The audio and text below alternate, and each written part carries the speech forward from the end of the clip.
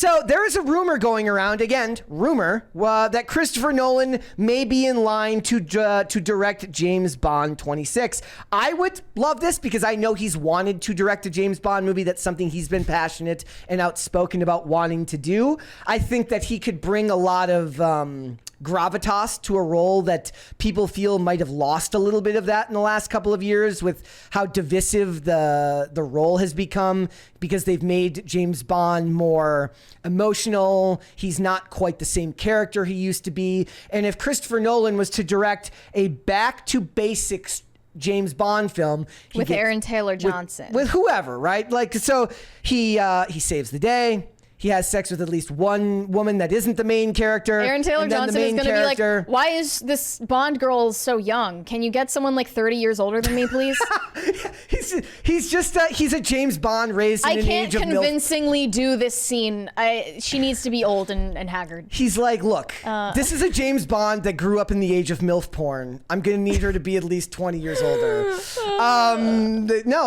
He has sex with at least one random woman. He has sex with the main character. He saves the day on multiple occasions. He fixes his tie and his cufflinks. You got a James Bond movie. Now, if they don't do that, they could end up getting Martin Campbell back, who, if you guys don't know, Martin Campbell successfully launched 2 separate James Bonds. He did both Pierce Brosnan's first film, GoldenEye. He also did Casino Royale with Daniel Craig. So maybe they bring him back and see if he can three-peat and direct 3 good James Bond movies. I think that would be pretty cool. So Amazon is the one producing? Yeah, because Amazon bought the rights bought MGM. Right. So they would be the one producing it. And that reality show is still going on.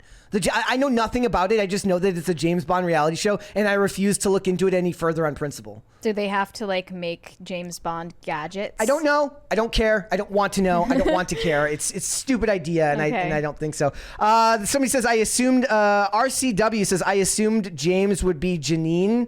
That's funny that I assume most people would think it was going to be Jane Bond, but Janine would be just as insulting. I don't think they're going to. He says he wants to do period settings and stick close to original source material. Yep. And it's unclear what Amazon wants. I mean, given their track record. Courier626 says the best James Bonds get shot, stabbed, waterboarded, and still saves the day. It's funny because I rewatched Die Another Day fairly recently, and it is considered to be one of the worst James Bond movies. It was the last one with with Pierce Brosnan, and it had the worst visual effects, like maybe not as bad as the Expendables 4 was the other day, but it's really, really bad. As the movie goes on, it gets more and more absurd and ridiculous and bad. And if the theme, which was basically like a giant thing that can harness the power of the sun and create a second sun on Earth, it's ridiculous and can be turned into a targeted weapon. It was ridiculous. I love the premise, but a lot of people hate it. I didn't hate it per se, but it's commonly referred to as one of the worst. But it had this amazing opening scene where basically James Bond gets caught in North Korea and tortured. And the whole intro sequence is just him getting tortured.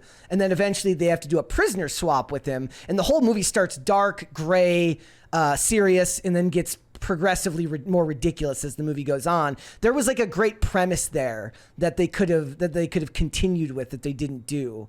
But would have been good. But I think that Nolan could do it. I think that he could. I don't know if he would want to. I think his name is one of the things I thought that the article said he's been wanting to. I don't know if he would want to if the studio is going to interfere. He would need to work with a studio that's going to give him the leeway that he deserves, right? And now the other interesting thing about it is at one point when I was talking to you, I said I think that movies like James Bond. Or franchises like Lord of the Rings or Star Wars, they should not have up-and-coming directors. I think that properties of that level of importance, you should essentially be an anointed creator. Like you should be somebody where it's a no-brainer that they would direct that movie, right? Like you don't want, because that's what Marvel does. Sure, but they're all straight white men, and you're not going to get pats on the back from the media for hiring Scorsese to direct. I mean, he wouldn't engage with the franchise anyway because he has disdain for it. But I wonder if he would do James Bond. I think he would look at James Bond differently than he would look at than he looks at comic book movies. There was that whole he's getting new into article. a row with fanboys right now. Yeah, as usual. I do love that anytime. At him. Do you think that he's just really good at engagement online, and he's just like, oh, I'm out of the news. I got this Killers of the Flower Moon movie coming up that nobody's talking about. Time to crap on Marvel again. I don't imagine that he's super online. But if he is, he knows exactly what he's doing. And he's the only one doing publicity for his movie right now. So he has free reign to just say whatever he wants. He's got a publicist that knows how the internet works. He's like, yeah, you could crap on Marvel. That'll get you some clicks. He said that superhero movies are devoid of any human emotion. And then it's just so cringy. Like, all of the DC and Marvel fans are responding to it, like trying to do their clever retort by posting GIFs where, like, I don't know, a Marvel character like sheds a single tear. Yeah. It's just the worst CGI ever. And you're just looking at it like you look like you're about to consume more Marvel right now. Proving his point. Yeah. Yeah, I think Nolan would be a good fit for it. Look, I actually, when I was on with Shane and Mandy and Dale on Ballers, I was actually talking to them about how I'm the only one on planet Earth that likes the movie Tenet. Like, I haven't watched it. I'm literally the only person who likes Tenet. That was Aaron Taylor Johnson, right? It was John David Washington. He was in it, right? Robert Pattinson, John David Washington, Kenneth Branagh. If he was in a smaller role. But the point is like that movie to me was like the sci-fi stuff I didn't care about. I can turn my brain off if the sci-fi stuff makes sense or if it doesn't. But the actual spy elements to it were good, and the way he created the airport scene in that movie was so great. I'm like, look, I can give it a pass, even if the CGI or even if the premise is a little bit flawed. I do think it's funny because they try really hard. Kenneth Branagh is the actor who played Poirot in Haunting and Miss, and they try very hard in the score on that movie to make him seem threatening.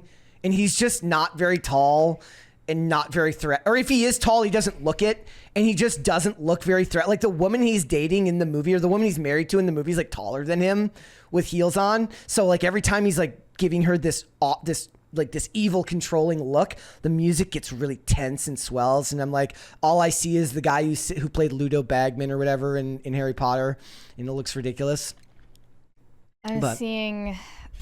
I can't distract myself from this.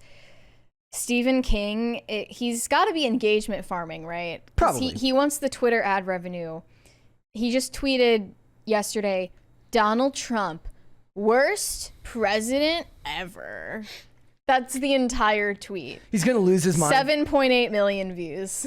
He's going to lose his monetization, so he's got to say something quickly to get him on the... What is even the point of tweeting that? I also wonder if they were to do Christopher Nolan as a James Bond director, could they get Robert Pattinson to play James Bond? Why would they do that? Well, because Nolan has worked with Pattinson in the past.